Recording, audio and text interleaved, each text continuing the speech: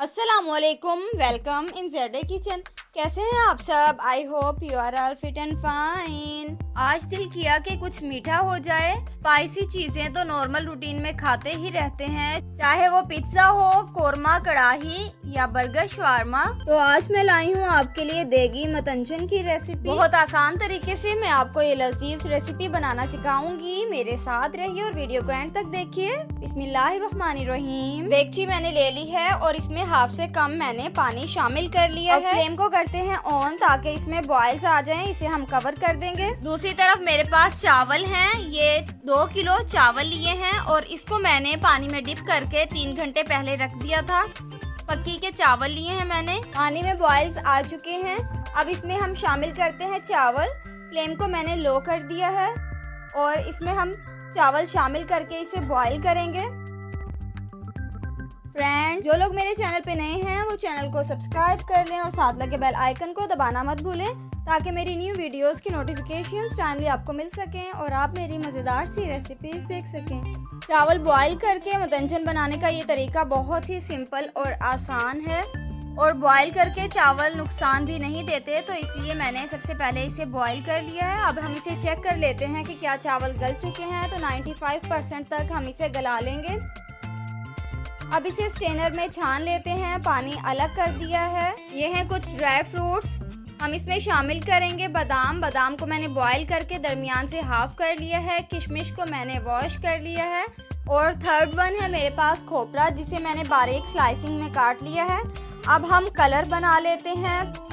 Half cup से कम पानी मैंने लिया है और इसमें half tea spoon colour add किया है। ग्रीन कलर लिया है और दूसरी तरफ अब हम लेंगे रेड कलर और इसे भी पानी में मिक्स कर लेंगे। इजीली ये कलर मिक्स हो जाते हैं। तो दोनों कलर हमारे हो चुके हैं तैयार। अगर आप इसमें मज़ीद कलर करना चाहें तो येलो कलर भी आप ले सकते हैं। चूल्हे पर रख ली है देगची और 1.5 कप ऑयल मैंने इसमें शामिल किया है। अब इसमें मैं शामिल करूँगी छोटी इलायची।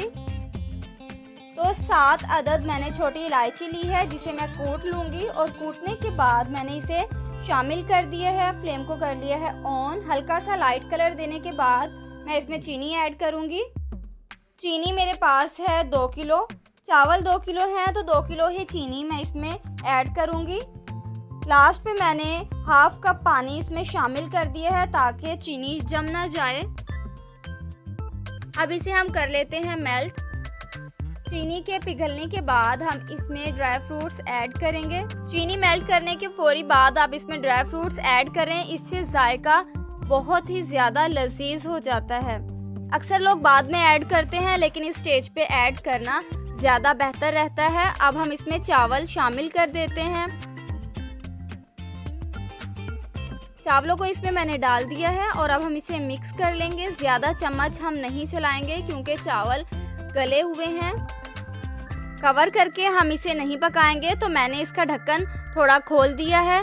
पानी काफ़ी हद तक खुश्क हो रहा है, तो आप देख सकते हैं कि पानी अब खुश्क हो चुका है। थोड़ा सा हम इसे चम्मच चला लेते हैं। अब इस पे कलर ऐड करते हैं। सबसे पहले रेड कलर इस पे डाल दिया है, अब ग्रीन कलर इस पे डाल दिया है और इस स्टेज पे हम इस पे शामिल करेंगे नारियल का पाउडर।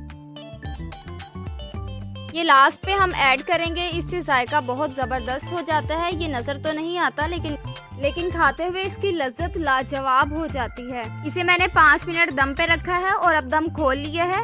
ये मेरे पास है कुछ रसभरियाँ, तो रसभरी हम इस पे ऐड करेंगे और इसे मैंने पहले इसलिए शामिल नहीं किया, ये बहुत ज़्यादा नरम हो जाती हैं। थोड़ी देर इसको ऐसे ही कवर कर देंगे और हमारा मतंजन तैयार है।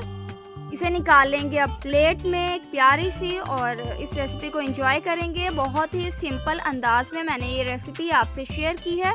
आप इस रेसिपी को ज़रूर ट्राई करें। वीडियो को लाइक और शेयर करें। अपना बहुत सारा ख्याल